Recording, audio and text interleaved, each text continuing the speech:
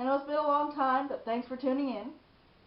I know the last time my camera went funky, and it's been a while. Had to get it replaced, and then I came up with other ideas that I was testing to make sure these things work before I get them to you. So, what you have before you is obviously a plastic plate. Clear, so it really doesn't have any color. And it's something that people just tend to walk by, sort of an unsung hero, I like to say. When I look at a clear plastic plate, I think of all sorts of ideas, and over the next couple of videos, probably I'm going to show you as many ideas as I can come up with to decorate these little things. There's going to be 2 in this video.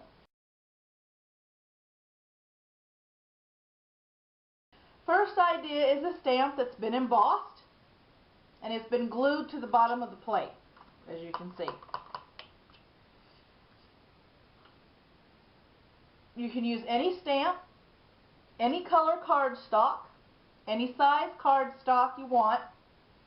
You can do it round to where it fits just in the middle, or you can make it the entire size of the bottom of the plate. That way it looks like the whole picture's on the bottom if you're doing a stamp. If you're going to do the whole bottom, just leave, I would say, about 1/8 of an inch all around the edge so you can get the glue around the edge, and leave it sit. This is a project that needs to sit overnight after you glue it to the bottom of the plate to make sure that the glue sticks and everything stays put. You can stack these on top of one another. They won't come off, the glue won't ooze, but they have to lay like this side by side for at least 12 hours to make sure that the glue is completely dry. So you can't do this the day of the party. This is something that you have to do beforehand. So, step 1, what you're going to need. You're going to need either tacky glue or scrapbooker's glue. Either one of these glues work. You're not putting too much on there, just enough to make it stick to the plate. Next thing you're going to need is a piece of scrap paper and your piece of cardstock. This is to catch any excess embossing powder so you can put it back in the tube. Okay? I'm using purple because I'm using silver embossing powder. Now, embossing powder comes in a lot of different containers. This is just one of them. There's smaller containers like this. The brand is Stamp Stuff. I don't know if you can see that, but the brand for this is Stamp Stuff. I'm going to put it in the description below. You have to be sure that it says embossing powder on the label. Don't get glitter for this because it's not going to work. Embossing powder is made to melt under a certain type of heat. Now, to make the embossing powder stick, you can use either a pigmented or non-pigmented stamp pad that has embossing ink on the label, or an embossing pen if you want to make your own designs. The reason being is even though embossing powder sticks to ink, regular ink dries quickly. This includes regular stamping ink. Embossing glue or embossing ink is especially made to stay wet longer, so more of the embossing powder flecks stay on the glue so you can do your craft and it comes out the way you want. If you don't want it pigmented, this one's white, then what you're looking for is something that looks like the color of the tip of this pen. It will be pigmentless at that point, and it'll be clear embossing glue to do with whatever you want.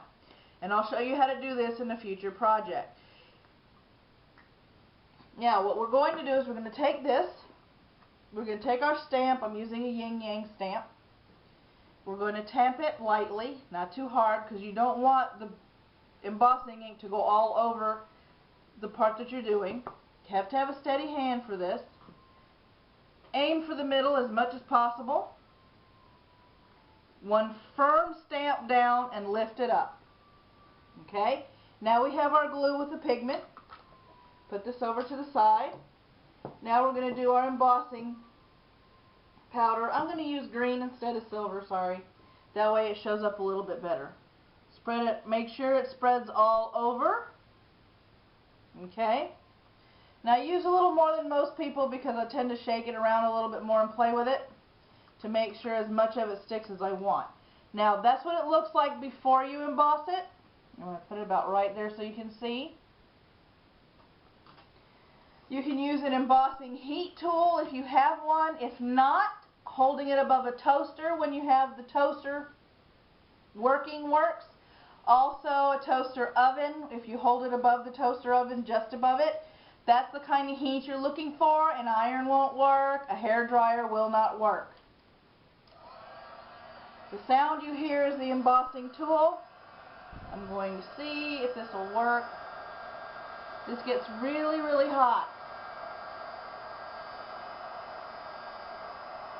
I don't know if you can see it bubbling up, but once it's done, it looks like that. It dries quick.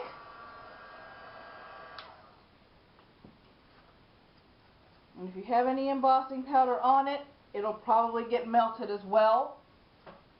What doesn't get blown off. Now, what you're going to do now, I'm going to put this over to the side, is you're going to take a bowl, face down. You're going to put your plastic plate face down on top of it like this. That way you have a hard, steady surface to do this with. Okay? You're going to get your glue. I'm going to use the craft glue this time around. You don't use too much glue. Just a little bead all the way around. If you want, you can play with it a little bit with your finger, kind of flatten it out before you turn it over. Aim for the middle as much as possible. Ring around your stamp. Now when you emboss it, make sure you emboss it on a flat surface. I didn't, so that's why this is a little bit warped. Make sure it sticks on there, and like I said, let it sit for at least 12 hours or overnight this way. That way you make sure it's dry. Alright? Now for the next project.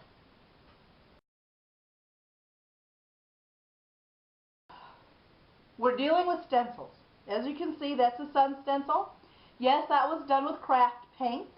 For those of you that are comfortable enough to deal with paint with stencils, but not comfortable enough to leave the bottom of the plate unprotected, clear cello wrap with a little bit of craft glue works brilliantly.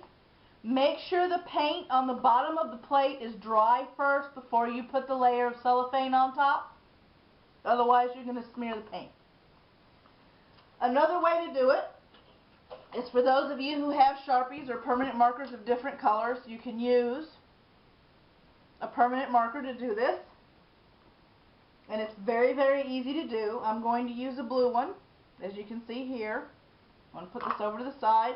Once again, get your handy dandy bowl out, flip it over. That way you have a hard surface to do the stencil on.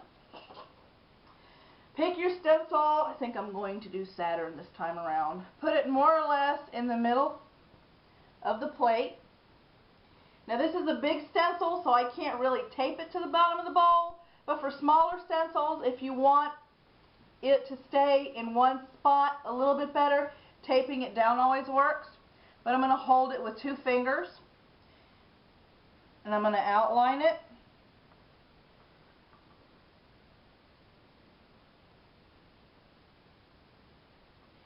And lift straight up. Now, what I'm going to do is, I'm going to fill this in. You can color it in, or you can leave it like that, depending. But if you color it in, it looks a little bit better. When you color it in, it looks a little bit better, as you can see. Any color permanent marker, any stencil will do. The possibilities are endless.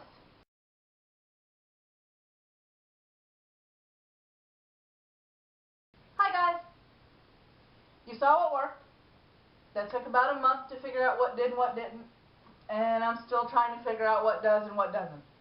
But I figure at least for the first 2 projects, I put a little PS on the end of the video to give you guys some tips and tricks and some warnings and maybe some recommendations to go with what we just did on the video.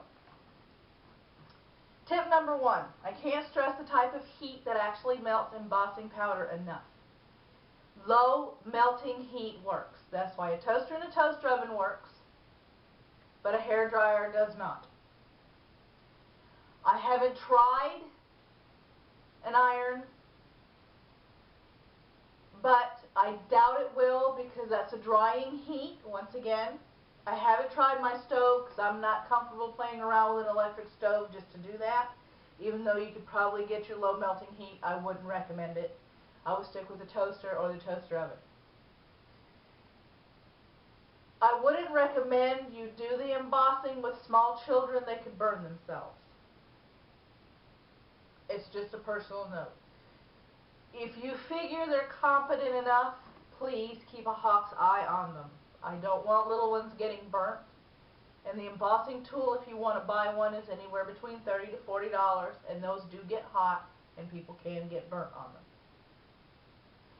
If you want to do regular stamping is perfectly fine.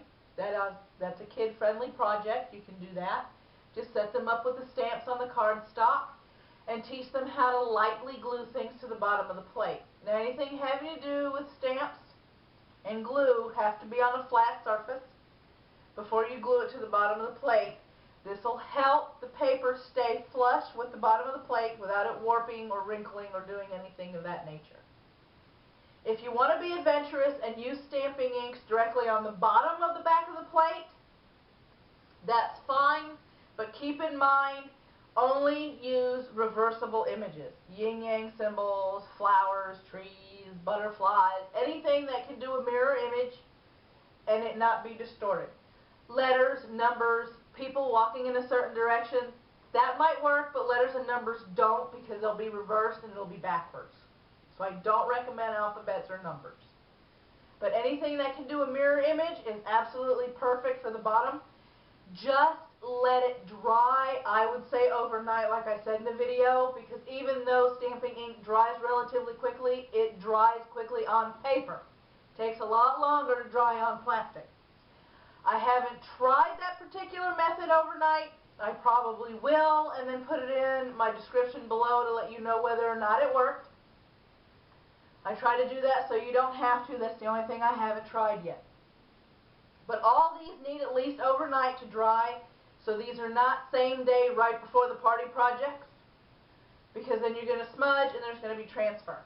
I have kept these plates stacked one on top of the other for the weeks that I haven't been taping, and there hasn't been any transfer, there hasn't been any spots on the plates on the bottom. So everything's worked out perfect as far as stackability is concerned, so you don't have to worry about that. Stenciling. I've tried different thicknesses, different weakening the stuff and diluting it. Food coloring doesn't work at all, no matter how you mix it, no matter what you do with it, it doesn't work. It never completely dries.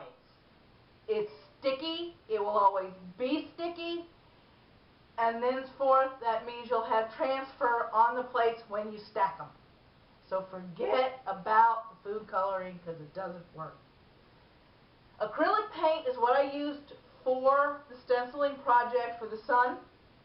The reason it looks smudged, I did that on purpose. That's what happens when you try and get right on the edge of the stencil with paint. It goes up underneath the stencil and it creates smudging.